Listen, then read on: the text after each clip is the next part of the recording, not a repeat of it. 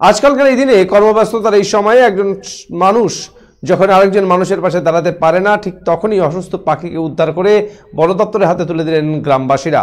ঘটনাটি ঘটেছে ধূপগুড়ি ব্লকের মাগুরমারি ১ নং গ্রাম পঞ্চায়েতের কালীরহাট সংলগ্ন এলাকায়। জানা যায়, এদিন সাত সকালে আচমকা একটি অসুস্থ পেঁচাকে দেখতে পান বাড়ির লোকজন। প্রত্যক্ষদর্শী পল্লব দেব জানান, বাড়ির বাচ্চারা খেলতে খেলতে আচমকা দেখতে পায় একটি পেঁচা পড়ে আছে মাটিতে। কাছে গিয়ে দেখা যায় পেঁচাটি অসুস্থ।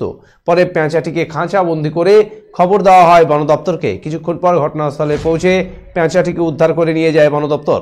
অন্যদিকে ঘটনার কথা জানাজানি হতেই পেঁচাটিকে দেখার জন্য প্রচুর মানুষের ঢল নামে। অন্যদিকে গ্রামবাসীরা জানান, হুতুম পেঁচাকে রাতের বেলা চোখে পড়লেও এদিন উদ্ধার হওয়া লক্ষ্মী পেঁচাকে সচরাচর দেখতে পাওয়া যায় না।